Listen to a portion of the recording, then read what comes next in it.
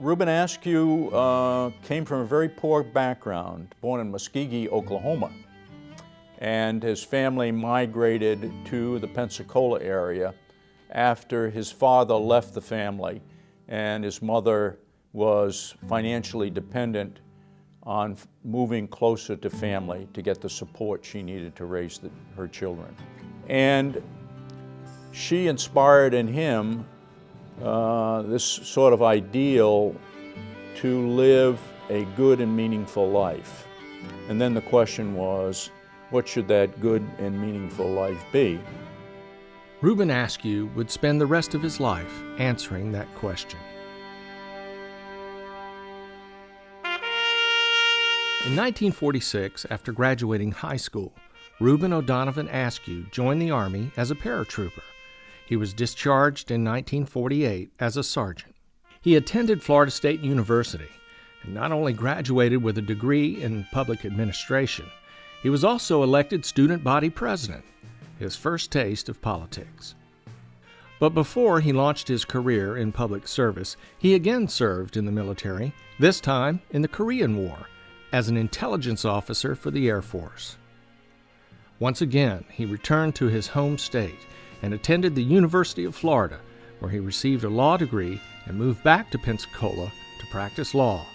But politics began calling his name, and in 1958, Askew was elected to the Florida legislature, where he served 2 terms, and was then elected to the Florida Senate, where he built a reputation as a progressive lawmaker.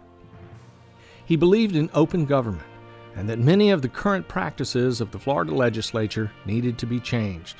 To do that, he decided to run for governor. He ran against Claude Kirk, who, during the campaign, ridiculed Askew and called him a mama's boy. But much to Kirk's chagrin, Askew managed to turn the comment to his advantage. Askew points out that he was on the eve of speaking to a Jewish audience in South Florida, and he went in there and he told them that Kirk had accused him of being a mama's boy, and he said, I told everybody present that I was indeed a mama's boy and that I had enormous respect and love for my mama. And he said, in that context, to that Jewish community, there was nothing more important than being a mama's boy. And so he walked out of the meeting to a standing ovation. And he said, I knew I had that vote.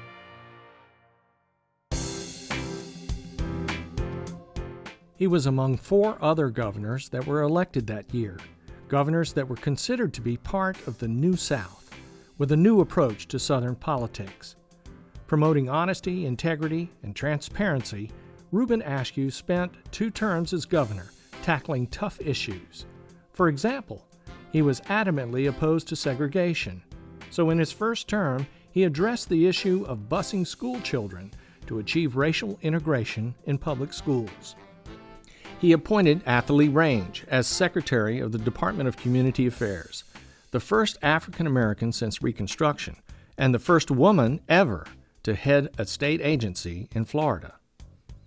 He also oversaw tax reform, pushed for an increase in homestead exemption, and was largely responsible for the creation of water management districts to help protect the environment. In his second term of office, he appointed the first African American, Joseph Woodrow Hatchett, to the Florida Supreme Court. And in 1978, Askew appointed Jesse J. McCrary, Jr. as Secretary of State, the first African American to hold a cabinet-level office in Florida in the modern era.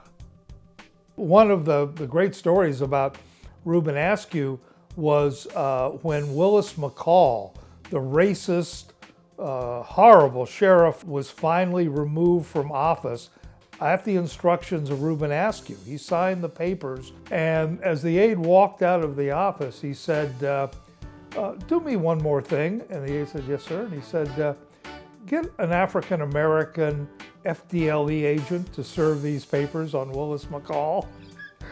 And so Willis McCall was removed from office by an African-American. He was also an advocate for transparency in government and tried 3 times to pass legislation requiring financial disclosure for public officials, but the legislature resisted.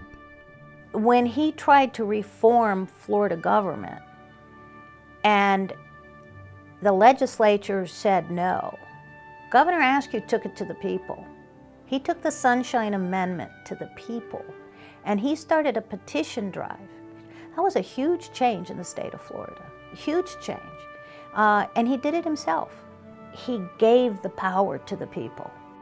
The governor plays a very key role in what is often called the legislative process. If a governor is not willing to try to marshal a public opinion on a particular issue, many times it doesn't come because the legislature is a large body. It's very, it's varied with different interests, and it has an inability, I think, really to try to marshal public opinion except under exceptional circumstances. The governor has that, and furnishing that leadership and setting that tone, I think, has been the most important. The voters passed the Sunshine Amendment by 78%. It was the first time in Florida's history that the Constitution was amended due to action by citizens. After completing his second term as governor, Reubin Askew accepted a position as the U.S. Trade Representative under President Jimmy Carter. After an unsuccessful attempt to win the Democratic nomination for the 1984 presidential election, Askew turned his focus toward educating the coming generation, giving seminars on state and local government as well as international trade. In 1994, the Reubin O.D. Askew Institute on Politics and Society was established at the University of Florida. And at Florida State University, the Reubin O.D. Askew School of Public Administration and Policy continues to train students for future leadership positions. When he was young, his mother directed him to live a good and meaningful life.